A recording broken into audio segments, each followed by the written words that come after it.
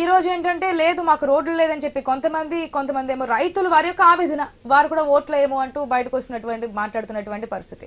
ఏదైనా సరే ఇవన్నీ అంశాలు మిళితమై మనకి ఓటింగ్ పర్సంటేజ్ అంటే పోలింగ్ పర్సంటేజ్ మీద ఎఫెక్ట్ పడుతుంది అనుకోవచ్చా? అందుకే ఈ స్థాయిలో మనకి పోలింగ్ అనుకోవచ్చా?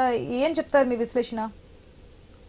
డెఫినెట్ గా ఆంధ్రప్రదేశ్ లో ఉన్నటువంటి పరిస్థితిని చూస్తే బహుశా ఇచ్చినటువంటి డబ్బులు అటు అధికార పార్టీ ఇచ్చింది, దాని మీద పోటీ చేస్తున్నటువంటి 3 పార్టీల కూడా ఓటు పెద్ద ఎత్తున ఓట్లు కొనుగోలు చేశారు. నాకు ఇంకా ఎక్కువ ఓట్లు కావాలని చెప్పేసి ఉన్న ఓటర్లు నిరసనగా గ్రామాల్లో గాని లేదా పట్టణాల్లో గాని మొరాయిస్తున్నారా అనేటువంటిది ఈవీఎంలు మొరాయించడం కాదు, ఓటర్ల మొరాయింపు కూడా అనేక చోట్ల నుంచి వస్తా ఉంది. ఎందుకంటే ఇవ్వాల్సినంత డబ్బు మాకు ఇవ్వలేదు, లేదా ఫలానా వాళ్ళకి ఎక్కువ ఇచ్చారు మాకు తక్కువ ఇచ్చారు, ఈ వివక్ష ఏమిటి అనేటువంటిది అది కూడా ఏమన్నా ఉందేమో అనిపిస్తాం. లేకపోయేట్లయితే ఇప్పుడు హైదరాబాద్ నుంచి, బెంగళూరు నుంచి, చెన్నై నుంచి పెద్ద ఎత్తున అనేక మంది ఆంధ్ర ప్రాంతంలో ఓటర్లుగా ఉన్నటువంటి వాళ్ళు తరలి వెళ్ళటం అనేటువంటిది ఒక ఆసక్తిని కలిగించేటువంటి అంశం. మరి అటువంటి ఆసక్తి ఇతర ప్రాంతాల్లో ఉన్నప్పుడు స్థానికంగా ఉన్నటువంటి వాళ్ళు ఎందుకని ఓటింగ్ రాలేదు అనేటువంటిది చూసినప్పుడు డెఫినెట్ గా డబ్బు అనేటువంటిది ఒక ఫ్యాక్టర్ గా పనిచేసిందేమో అనేది నా అనుమానం. కోటేశ్వరరావు గారు మాట్లాడదాం. పోలింగ్ బూత్ దగ్గరికి సీఎం రేవంత్ రెడ్డి చేరుకున్నారు. ఆయన తన ఓటు హక్కును వినియోగించుకోవడానికి పోలింగ్ కేంద్రం దగ్గరకు వచ్చినటువంటి విజువల్స్ కూడా మనం ఐ న్యూస్ స్క్రీన్ లో ఎక్స్క్లూజివ్ గా చూస్తున్నాం. ఇప్పటికే తెలంగాణ స్టేట్ లో చాలా మంది ప్రముఖులు వచ్చారు, ఓటు హక్కు వినియోగించుకున్నారు. ఓటు హక్కు వినియోగించుకున్న తర్వాత మీడియాతో మాట్లాడిన కామెంట్స్ సంబంధించి జరిగినటువంటి వాడివేడి వాతావరణం, లేదంటే ఈసీకి వెళ్ళి కంప్లైంట్ చేయడం, ఇవన్నీ కూడా చూస్తూ ఉన్నాం.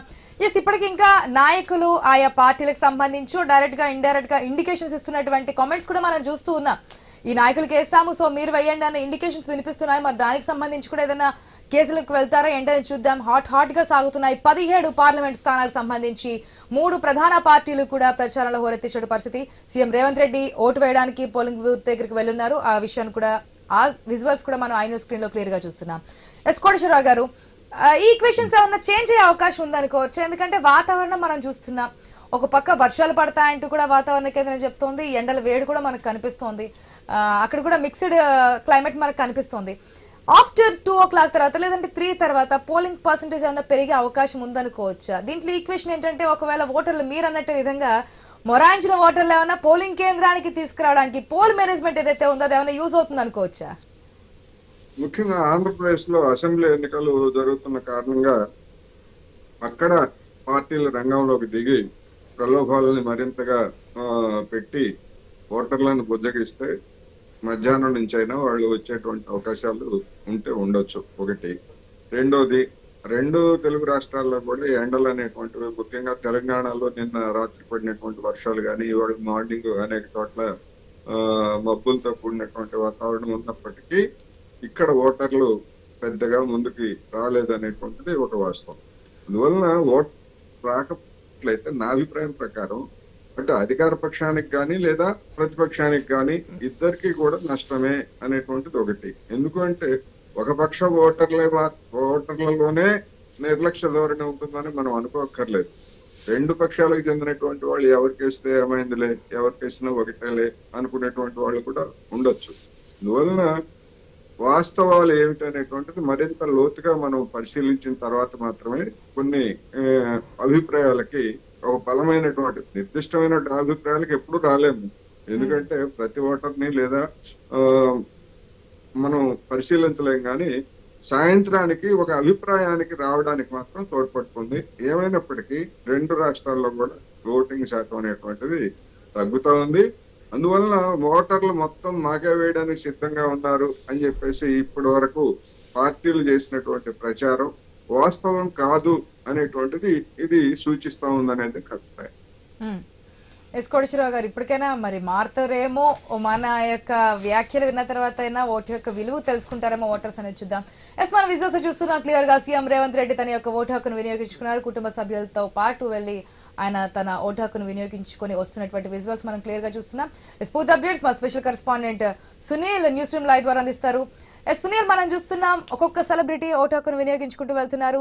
కొడంగల్లో ఓటు వేశారు సీఎం రేవంత్ రెడ్డి. డీటెయిల్స్ ఏంటి? కాసేపటి క్రితమే CM Revanth Reddy Jubilee hills నుంచి హైదరాబాద్ ఇటు కొడంగల్ బయలుదేరారు. కొడంగల్లో గత ఎన్నికల్లో ఆయన ఓటు హక్కు వినియోగించుకున్నటువంటి పోలింగ్ కేంద్రంలోనే కుటుంబ సభ్యులతో కలిసి ఓటు వేశారు. భార్య అదేవిధంగా కూతురుతో కలిసి ఆయన పోలింగ్ కేంద్రానికి వెళ్ళారు. ఆ పోలింగ్ కేంద్రానికి వెళ్ళి ఓటు వేసి కాసేపటి క్రితమే బయటకు వచ్చారు.